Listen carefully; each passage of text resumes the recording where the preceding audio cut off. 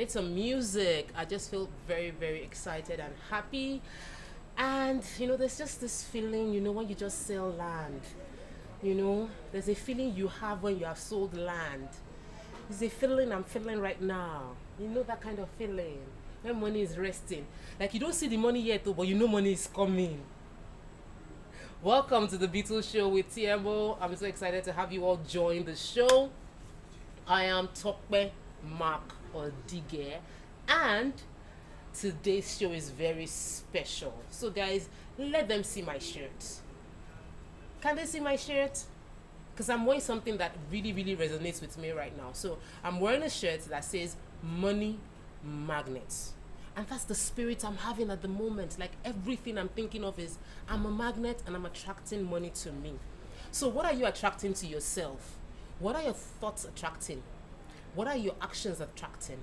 What are you believing? What are you expecting? Because the reality is we are manifesting beings. We are beings that manifest what we desire. So whatever you're thinking about per time, you're going to manifest it into your life. For now, for today, in this season, all I'm thinking about is what is written on my shirt. So show them my shirt again. Money magnets. That's all that's on my mind. I am a money magnet, and I want every one of you watching this show, as you're joining me from any part of the world, regardless of any device you're watching from right now, I want you to say, I am a money magnet. A magnet is something that attracts. What are you attracting this moment? Money or poverty? Yeah. For every one of you watching, don't forget that our theme for today, the confession we're holding in our hearts, the words that we're holding on to is money magnet. All through today, all through this week, I want you to remain conscious of the fact that you are a magnet. And just like a magnet, you are attracting money to yourself. Yeah? Money magnet. So let that remain in your mind all through today. So let me give you the gist for today. I don't know why I'm so excited, but I'm really excited. I'm really, really happy because this particular topic can be controversial. So if you're in a relationship, you're married or you're dating, and it's kind of like a serious thing, and you're having challenges with the fact that your partner spends more money than you, like when your partner gets money, it's like zooms out immediately, then you should watch this show. So let me first start by saying our topic for today is help. My partner is a spender. So what do you do when your partner is a spender? Let me start by defining. So I have like my notes and I want to run through it because guess what? My concern on this show is to ensure I give you knowledge and I help you to build the right mindset concerning wealth, and then I give you the tools you need to build transgenerational wealth. So today I want to help you, give you practical tips on how you can deal with a spouse that spends. So all of us spend. Every human being spend. Like we're spending beings every day. Very rarely would you in the course of a day not have need to spend, even when you're conscious or you're unconscious. So imagine if you have transported yourself from one location to the other. Even if you did not buy fuel, your car consumed fuel, so you've spent. And even if you did not have a car, you've spent transportation, moving yourself from one place to the other. Now if you've eaten, I haven't eaten, but I had chocolate. So if you've eaten, you've spent. If you've used your phone to make a phone call, you've spent. If you used WhatsApp call, you've spent. Everybody is a spender. So a spender is someone who spends money. And we're all spenders. However, the way we spend differs from one person to the other. And that is our bone of contention today. What is the level of spending of your spouse? Do you think your spouse is a spendthrift? So let's start. The moderate spenders, that's my people, my Jebu people in my category. They are the people that are prudent. We don't like to spend money. We like to budget. We plan every expense and we try to stick to those budgets.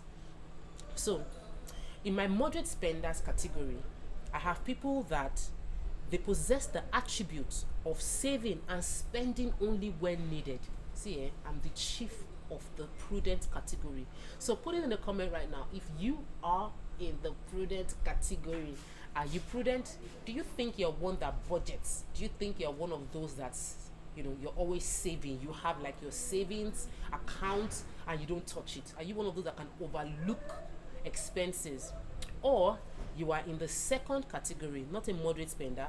You are a careless, thoughtless spender. Like, you are one of those that if you see something, bolly, oh, this bolly makes sense. It is not in your budget. It wasn't meant to be your breakfast or your lunch, but you just like the look of the bolly and you jump at it. Are you in that category? Or you're one of those that, you see, you buy, impulse buyers. Or you're one of those that even when you have other plans for your money, like you know what you should spend your money on, you've already said you are saving this money for house rent, then suddenly the latest iPhone 12 comes. You can't help yourself. You in that moment jump into the iPhone 12 category, spending your house rent on iPhone 12. You are a, fill in the gap yourself, impulsive buyer. So this attributes can also be referred to as being reckless, spending on or afterthoughts. Like you've spent the money before you think about it. Like, I shouldn't have done that. I really shouldn't have done that. Maybe you are one of those that when you go shopping, you have a list, and you have this long list. In your list, there was no biscuits there, but you saw that biscuit and you take it. In your list, there was no alcohol there. You saw the alcohol, you took it. In your list, you did not have many things, and then you ended up spending on the things that you did not list. You go shopping for shoes, you bought clothes, bag, and all those other things. You are an impulsive buyer. Are you in that category? Raise your hand. Confession time. I'm your priest. I will forgive you of your sins as long as you take the lessons from today and you repent and do this no more. So, these are the people that buy impulsively, even when they have other plans with their money. They do not have the discipline required to resist whatever is being offered to them at any point.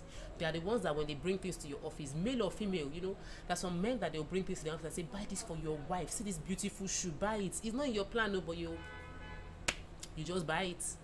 Or you're one of those that they bring bags, they bring weaves to your office, and you end up spending your entire salary by the middle of the month buying things you don't really need. Reckless spender. I'm watching you. And then the last category of people, these ones, they are terrible. They are the wicked spenders. Wicked people. Let me list them. Because some of you are wicked, but you don't know you are wicked. Maybe you think you are reckless. Maybe you think you are impulsive. But in actual fact, you are a wicked person. So let me list the attributes of a wicked person. This set of individuals, unlike the thoughtless spenders, they spend with the intention of hurting others. They are careless. They don't care if people get hurt or not from their actions. Their primary and only concern is for themselves. They could go as far as getting all the information needed to satisfy their immediate desire. They don't care or concern themselves with other people's needs. So, there are two things. There is this thoughtless person, the one that isn't thinking impulsively. Sometimes the impulsive buyer is not even buying for themselves. It's not a selfish move. The impulsive buyer might, in that moment, see a beautiful camera and thinks that my spouse loves cameras. I need to buy my spouse a camera. So, even though the money in the account was meant for house rent, the impulsive buyer uses the money meant for house rent to buy a camera. So now, that's not a wicked person. That's a thoughtless person. That's an impulsive person. That's someone that did not think through the actions. So the person isn't selfish or wicked. The person just wasn't thinking through that action. So if you're married to a thoughtless or impulsive buyer, you should understand that that's a different category. Now, if you're married to a wicked person knows that you're saving your money to buy a camera, and the person has access to your account and knows that my spouse wants to buy a camera, my friend is saving this money, and that wicked person takes the money you want to invest in your business to buy a camera. Just an example, it could be anything, and decides to use that money to buy himself a phone or herself a phone. That is a wicked person. May we not encounter such in our life. The person that would deliberately know something would hurt you and will go and do that thing. Maybe you're gathering your money for a land, or for me, I'm into real estate right now. All I'm thinking of is money for investment. So imagine as I'm saving my money for my Sadios estate, or I've deposited my 5 million for Sadios estate, and I want to now balance the money. I now have a wicked spouse that will take that money and do something reckless. That's wicked. If you're married to such people, first thing I'll say, I'm very, very sorry for your lot. We'll take you to MFM. We'll enter prayer. But while we are praying, we will not be foolish. Because there are two categories of people. Some people will think, I can change my partner. No, my partner loves me. Even though my partner is a spendthrift, I'm going to change my partner. My partner is going to become a prudent person. My partner will move from being wicked to being prudent. Don't be foolish. Receive wisdom. I'm about to give you this wisdom. But before I give you the wisdom on how to deal with these people, before I give you the wisdom on how to, with what we did first was to identify if you are currently married or in a relationship with a reckless person or a wicked person. So the first assignment you have is to define, is my partner reckless or is my partner wicked? When we finish identifying this, then in the next segment, I will now tell you how to deal with a reckless person and how to deal with a wicked person. If you are married to a spender, wicked spender, or a reckless spender, list your category. You see, there are things like investments that we want to do. A reckless spender cannot make such investment because they will keep spending all the money. And a wicked spender, may we not encounter them. But some of us are married to them. So what do you do if your wife is a wicked person? In terms of money, they might be nice in other areas, but they might be wicked when it comes to money. So let me tell you the list of suggestions I have for those of you who find yourself in the category of being married to such people. So basic tools. I'm a Christian. Everybody knows that. I stand by the Bible. I always start from that point. Of course, when it comes to get on the streets, let's get rough and dirty, we can go there. But I always start with the Bible. So the thing is, wisdom is profitable to direct. That's what the Bible says. And from there, what I'll tell you is the basic tool you need when it comes to this thing is wisdom. You need to be wise. And I'll tell you this. Wisdom will be your aid in being strategic and will lead you to victory. So first, if you have a joint account with a spender, a thoughtless spender, if you have a joint account with a thoughtless spender, I would say first, let wisdom teach you to separate yourself from a joint account. It's not like you're asking for divorce. It's just that you would create two different kind of accounts. The joint account and the untouchable account. Can the wise one say, If you are married to a reckless spender, don't dissolve the joint account, but create a second account. Maybe you call it investment account or long-term account or locked account. Any term you want to use. If you're the woman who is trying to impose this decision, it can be tough to find how to graze and rub the ego of the man to get him to understand why you are moving and pushing for this, which is why I said the first thing you need if you are a prudent person married to a reckless or wicked person is wisdom. And if you're married to a reckless person, the first wisdom you need is to create a separate account that nobody has access to. That's the account for the future. So, when you now have that particular account, nobody has access to it. You would even make it look like, even me, I don't have access to it. So you tell him or her, your partner in this case, that this particular account we are creating is lockdown account. You know what happened with Corona? I'm giving you tricks. I'm not telling you to lie. This is not a lie. This is just me giving you wisdom.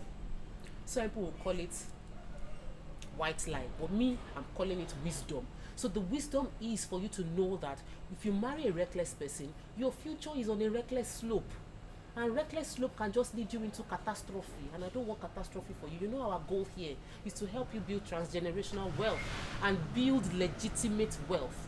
So, if you're married to a reckless person, first, Create an account for the future, because you know a reckless person's weakness is that they spend impulsively and they spend spontaneously without thinking deep.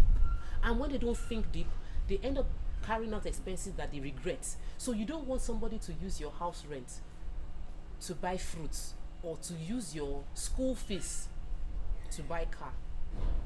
So separate your long-term investment account, and that's your first thing. So let me give you this gist before I go further.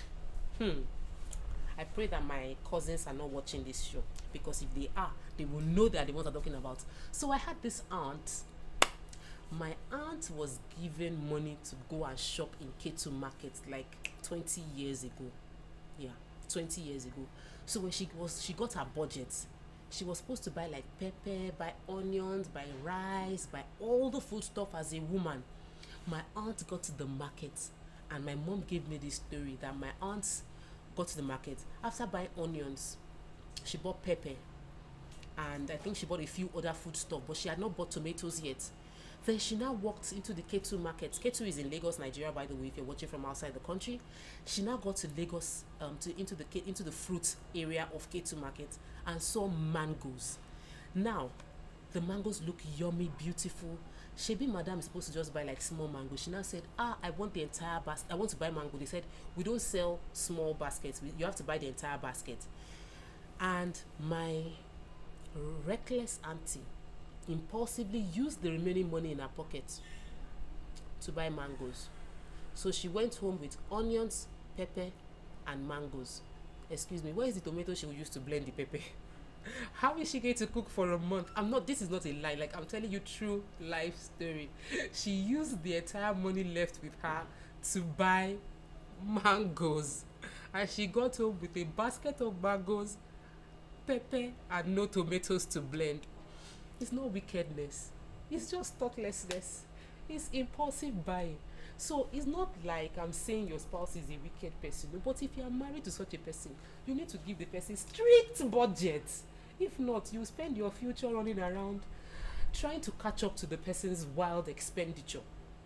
So the first thing I want you to do is to please, pretty please, create a structure in the house where the things that are essential, like house rent, is not around this person, male or female.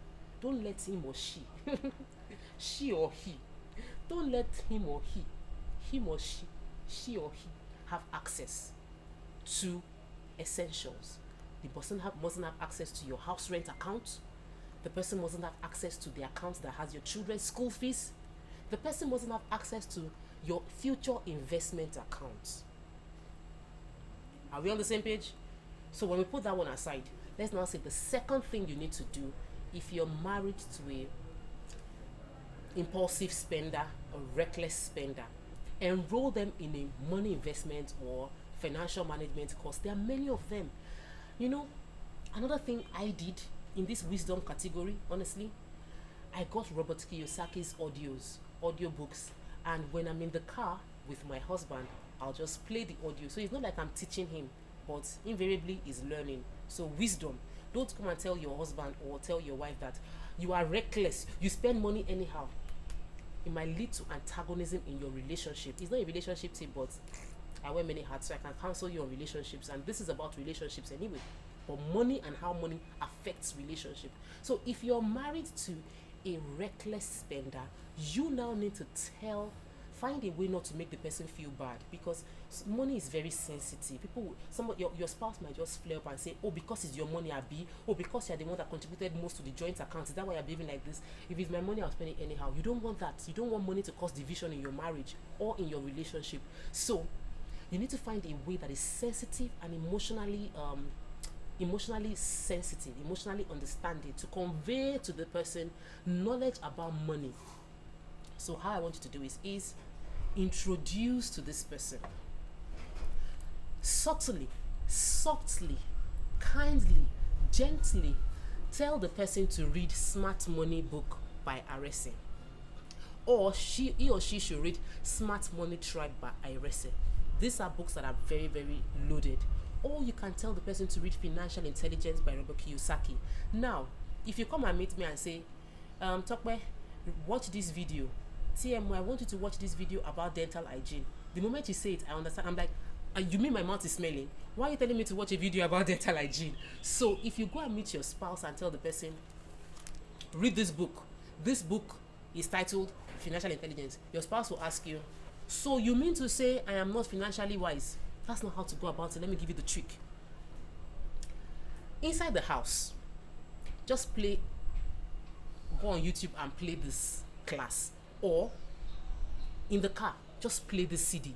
Don't make he or she feel that they are the one that is recipient of this wisdom. Make it feel like you are the one about to learn. So if you play that book on money, or you play that message on money, just simply now tell your spouse that I really need to learn more about money. So I'm listening to this thing. If there's anything you think I should learn more, let me know. So your spouse does not feel like you are teaching them. Your spouse feels like you are the one learning, and they are just helping you along the way. Can't you see that wisdom?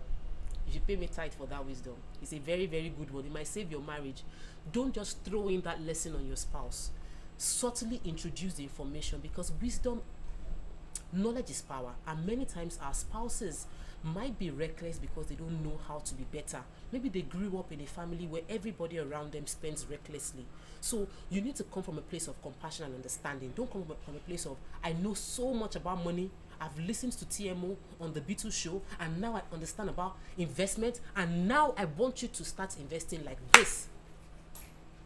So what I want you to do is subtly introduce this knowledge to them, because when you come across as you're a very wise person, people would see that you push them away. If you come across to them, if you're coming and you're saying, I just learned something today, your spouse is going to admire it at first. He or she would admire it at first. After a while, they'll feel like, what did you learn again today? Oh, parenting, thank you. Money, thank you. Don't do that. So subtly introduce the knowledge to them. So that's number 2 tip. So are you following me? Number 1 tip is open a separate account for emergency funds. Number 2 tip is subtly introduce the knowledge to them, understanding the fact that they are not wicked. And this is only, I'm still talking to those that are reckless. So the wicked ones, I'll tell you how to deal with them. If you're marrying someone, that person must have someone that they listen to, someone that they listen to, someone they respect, someone they fear. Maybe their uncle, maybe an aunt, maybe someone they grew up with, someone they really, really like hold in high esteem. You know why you need your spouse to have such a person? Whoever they hold in that high esteem is the person that they will listen to if you bring them into the matter. So let's say you have tried the first strategy, which is to have a separate account they cannot touch, and you try the second strategy, which is to introduce them to knowledge that would help them. The third strategy is to get someone of influence, a mentor, someone they respect, to intervene on your behalf. So for my husband, let me bring my husband into this story. I know you will not like this. Sorry, Mr. Mark, I love you.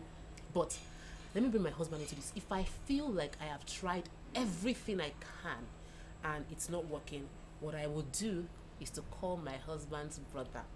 So my husband has this elder brother that he really respects. If I tell him I'm going to report you to Willie, if I say I'm going to report you to Willie, the moment I say it, my husband will just flip and conform. So because I know my husband has high regard for his elder brother and his uncle, those 2 people are people I can report him to. I've never done it because I believe this should be your last resort, and that's why it's number 3, is your last resort. Don't go reporting every issue that happens in your marriage to an external person. Only resort to this at the last, like nothing else works. If you get to that point where you feel like this is a do or die, this marriage is going to go over if I don't resolve this issue, it is at that point you should bring in a third party into your marriage. For me, I believe every issue should be resolved between the 2 parties involved in a relationship. Don't bring in a third party, even if it is money related. But if you are at your wit's end, of course you can now bring in a third party to help you intervene and convince your partner on how to become more responsible and more prudent when it comes to spending money. So now to the category you are all waiting for. The third category, the second people, I dealt first with the reckless spender, the impulsive buyer. Now let's talk about the wicked ones. Once again, I'm going to pray for you. For anybody single watching me, I want your amen. Don't just type the amen, loud the amen. If you're watching me right now and you're single, my prayer for you is that you do not marry. You will not marry a wicked person. My prayer for you is that you will not marry a wicked person. Once again, the third time I'm praying it, may you not marry a wicked person. Say amen. Amen. So, if you are in a relationship with a wicked person, let me tell you, I'm trying to see comments from those that are watching. I want to see if they are interested in the end of my story, but I'm not seeing the comments yet, so I'll save that for the next few minutes. I'll put it up. So, for those of you that are married to wicked people, let me tell you what to do. First, understand that you have entered one chance. I'm really sorry. Let me be serious. If you're married to a wicked person, understand that you have entered one chance. Because I'm not a believer in divorce. I believe that money issues can be resolved. Sadly, money is one of the issues that causes divorce most. Number one, money. Number two, sex. Divorce, that's like the highest cause of divorce in marriages. But it shouldn't be. It shouldn't be. Because we must find a way to resolve our issues without walking out of the challenge. So if you're married to a wicked person, there are many layers to the challenge. I think number one, you as a partner of a wicked person need to seek emotional help. So I would advise, do a course on emotional intelligence. Do a course on emotional. If you are married to someone you believe is wicked, so let me redefine a wicked partner to you. A wicked partner is someone you believe deliberately does something to hurt you. Example being, maybe you told your partner you want to buy a camera to expand your business, and your partner takes the money to buy a personal phone. That's wickedness in my own category. Or maybe you tell your partner specifically you want to do ABC, and your partner takes the money for ABC to do something totally unessential. That's wickedness. So now, if you're married to a wicked person, the joking side for me to say you have entered one chance, but the serious part for me is you now have to take responsibility of becoming emotionally intelligent to the point where you can galvanize the change you desire in your spouse. And it starts by you understanding and developing yourself to the extent with which you can change that person. You see, you don't change somebody by just wishing it. You change somebody by first changing. Change your response to him or her. Change your reaction to him or her. And finally, change how you lead him or her. Now, if your partner is wicked, don't jump at divorce. First, learn. Learn how to deal with the wicked person. Learn how to be emotional intelligence. Enroll for emotional intelligence courses. Enroll for life coaching and NLP. You are not doing this to become commercial. You are doing this to face your challenge. The moment you're able to overcome that challenge, you become a teacher. So don't run away from the challenge of being married to a wicked partner. Focus more on how you can overcome that challenge. Now, being on Your View on TVC, I have met many people who are married to wicked people. Like, I have seen people that I've coached also that tell me, my husband doesn't drop food at home, doesn't drop money for food at home, and when I keep my money for food, my husband will take my money and go and drink with it. That's a wicked man. And if you're married to such a person, we mustn't trivialize this issue. You need to develop a level of intelligence emotionally to help the person through that wickedness, because usually we are a product of our background. So maybe that partner you have is seemingly wicked to you because that's all they know. So you need to kill them with love. You need to overcome them with love. You need to draw them in and show them the standard and parameter with which you want to be treated. And it starts from you exemplifying it. If a man or woman all their life have been surrounded by wicked people, are you shocked that the person is giving you wickedness back? Don't be shocked. They can only give what they have. If all they have is wickedness, they will give you wickedness in money. They will spend money in a way that you will term wicked.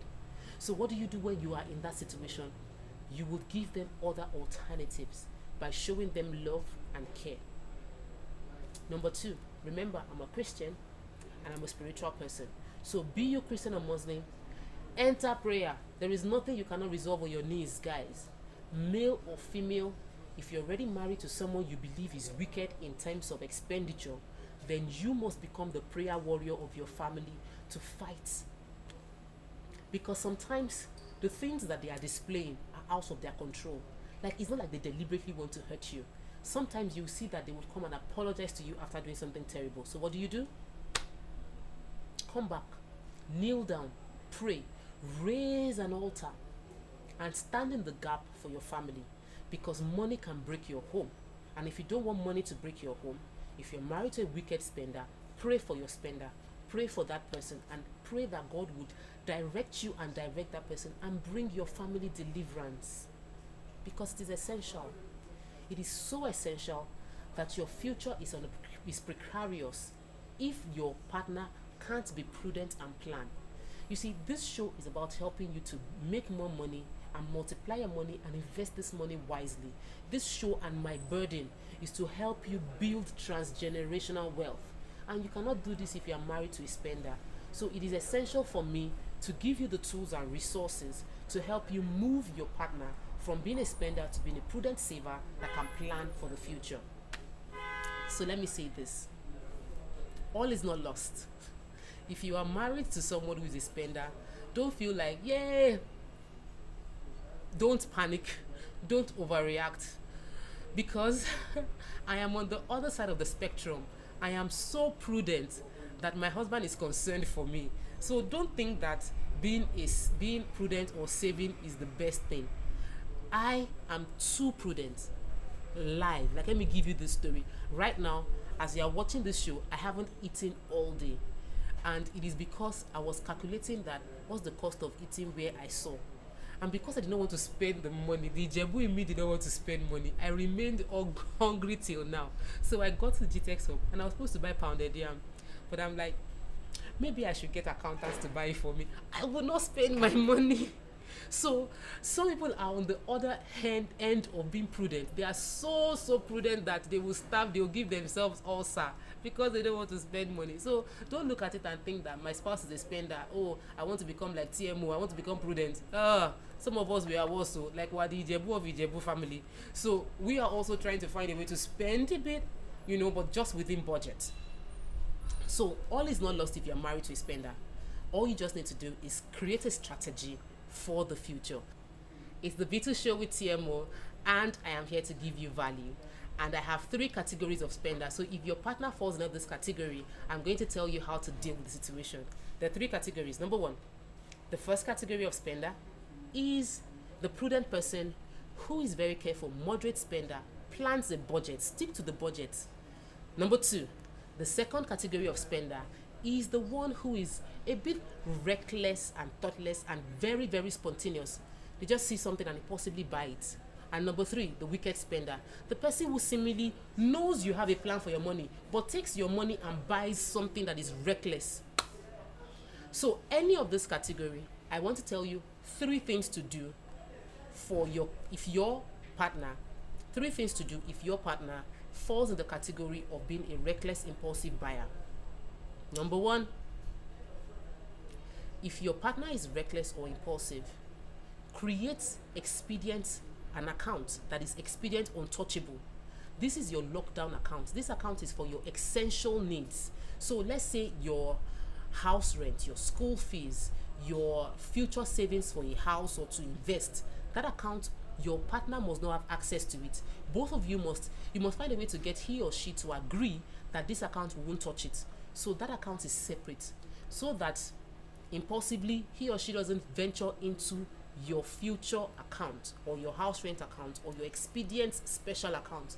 Number 2, introduce knowledge to your partner. So imagine that your partner is spending impulsively or recklessly because they don't know better. So if your partner doesn't know better, what I'll ask you to do is give them knowledge and introduce this knowledge in a subtle way. Don't throw a book at him or her and say, read Smart Money Arese, follow Robert Kiyosaki, follow Grant Cardone. That's not what you should do. Introduce this knowledge on a subtle level. Make he or she feel that you are the one learning and they are supporting you. Invariably, they are also soaking in the knowledge you're sharing, and everybody is wiser and happier.